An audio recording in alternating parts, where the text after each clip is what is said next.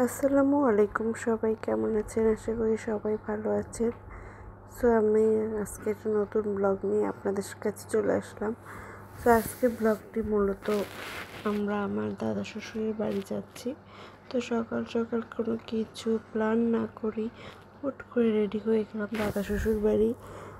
আমি যে যাব সেটা প্ল্যান ছিল না, কিন্তু আমাদের একটা দাওয়াত ছিল, এই উদ্দেশ্যেই যাওয়া যে আমার চাচা শ্বশুর সব তার ছেলের বউদের এবং অন্যান্য বাড়ির বউদের একসাথে মিলে একটা গেট টুগেদারের আয়োজন করেছেন। তার ছেলের শ্বশুর বাড়ি থেকে লোক আসবে এই উপলক্ষে।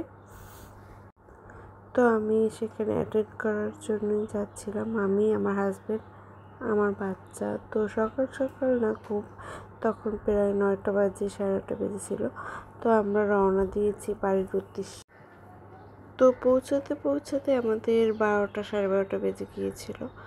আর বাড়িতে যেতে যেতে যে গ্রামীণ পরিবেশ, এটা খুবই এনজয় করতেছিলাম। আর আমরা মেনলি যানবাহন হিসেবে বাইকটাই নিয়েছিলাম, বাইকে করেই যাচ্ছিলাম। বাচ্চাও সাথে ছিল, প্রবলেম নেই, আমরা আরও বেশি উপভোগ করতে পেরেছি। যখন মন চায় তখনই থামিয়ে একটু রেস্টও নিয়ে নিতে পেরেছি।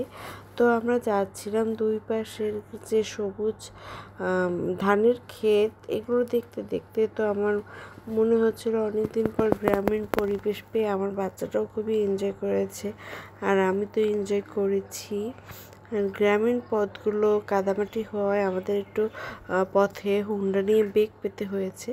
তো খুব যে বেশি কষ্ট হয়েছে তা না, কিন্তু মানে যখন আমরা পৌঁছাতে পারতাম তার থেকে একটু লেট হয়েছে রাস্তা খারাপ থাকার কারণে, কিন্তু সর্বশেষ পৌঁছলাম অনেকক্ষণ জার্নি করার পরে। তো আমার হাজব্যান্ড এখানে অনেকগুলো মিষ্টি নিয়ে গেছিলো বাড়ির সকলের জন্য।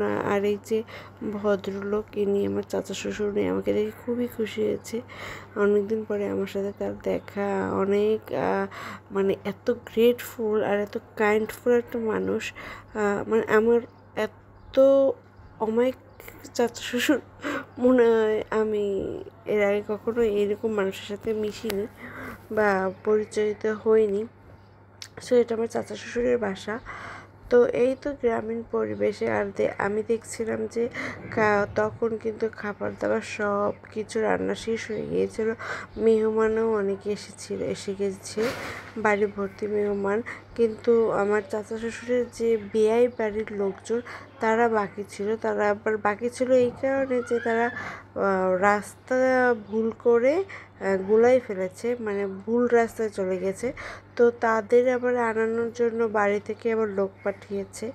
তাই এই জন্য আমাদের খাবার দাবার একটু লেট হয়ে গেছে। তখন আমাদের খেতে খেতে 2টা 3টার মতো বেজে গেছিলো। তো ওই দিন সারাদিন বাড়িতে বিভিন্ন আশেপাশের গ্রামের সবাই বউদের দেখতে চলে আসছিল। আর আমার চাচার যে বোনেরা, মানে আমার ফুপি শাশুড়ি, তার 5জন ফুপি শাশুড়ি, তারা ছিল, তাদের পুতের বউরা ছিল, সবাই ছিল, বাড়ি ভর্তি লোকে ছিল। আর এইখানে বাচ্চারা মেনলি গানের কলি খেলছিল। এই ভিডিওটা আমি নিচ্ছিলাম যখন আমার বাচ্চা এখানে খেলাধুলো করতেছিল। তারপরে বাড়ির উঠানে চলে আসছি খাওয়া দাওয়ার পর্বের সময়। তখন এইটা প্রায় খাওয়া দাওয়া পর্বের শেষের দিকের অংশ। এই যে সবাই বউরা মানে কাতান পরে আসছিলো অ্যাকচুয়ালি। ওদের দেখে আবার এত গরম লাগছিল, কারণ আমি শাড়ি পরে যাইনি, কারণ আমি ভাবছিলাম যে গ্রামে যাব জার্নি করে, তো শাড়ি কীভাবে পরে ক্যারি করবো বাচ্চা নিয়ে, সেই জন্য। কিন্তু বাকি সবাই, সব মানে বউয়েরা কাতান পরে গেছিলো, মানে শাড়ি টাড়ি পরে গেছিলো, আমি যেতে পারিনি। কিন্তু আমার শাড়ি পরার অনেক ইচ্ছা ছিল। তারপরে খাওয়া শেষে সবাই যে যার মতো গল্প করতে ব্যস্ত ছিল, যে যার মতো ব্যস্ত। আমি আমার ছেলেকে নিয়ে ব্যস্ত ছিলাম। আমার ছেলে এত দৌড়ঝাঁপ, এত ঘোরাফেরা করতেছিল, আমাকে বেগ পেতে হয়েছিল ওকে সামলানোর জন্য। আর ওর বাবা তখন মানে বিভিন্ন ভাইয়াদের সাথে মানে কমিউনিকেট করতেছিল, ভালো মন্দ জিজ্ঞেস করতেছিল, একটু আড্ডা দিচ্ছিল। আর আমি এদিকে ভিডিও ক্লিপস দিচ্ছিলাম বাড়ির সকল মানুষের, আত্মীয়দের, আর খাবারের ব্যান্ডেলের, তারপর বিভিন্ন ক্লিপস নিয়েছি। কিন্তু সব এখানে অ্যাড করতে পারিনি, কারণ আমার ফোনে তখন আবার চার্জ ছিল না। আমি এগুলোর পরবর্তীতে কালেক্ট করে করে তারপরে ব্লগটা করেছি। আমার মোবাইলেও কিছু করেছি, আবার অন্যান্য মোবাইলেও করেছি। তারপরে আমরা খেতে বসে গেছিলাম। খেতে বসার পরে আমাদের খাবারও চলে আসছে। তারপরে এই যে আমাদের আমাদের খাবার বেড়ে দিচ্ছিল সবাইকে। আর খাবার দাবার এত মজার ছিল, অনেক কিছু মানে আইটেম ছিল, যেমন পোলাও ছিল, রোস্ট, চিংড়ি মাছ, রুই মাছ, খাসির মাংস, গরুর মাংস আর ফিরনি, মিষ্টি। তারপরে খাবার সেটা ছিল রাতের অংশ, যে যাই খুব মজা করছিল, অনেক মজা হয়েছিল, অনেক মজা। এখানে কিছু বিয়ে নাচতে ছিল, বিয়ে বাড়ির অনুষ্ঠান যেরকম হয়ে থাকে সেরকমই মজা হয়। এখানে সবাই অনেক আনন্দ করেছিল, অনেক মজা হচ্ছিল, সবাই নাচতেছিল।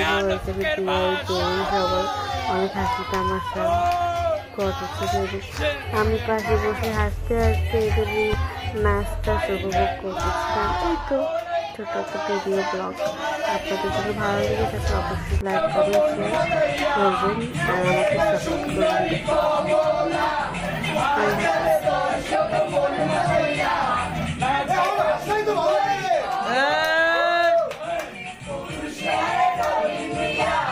রূপবাণী নাচে কোমর ডোলাইয়া।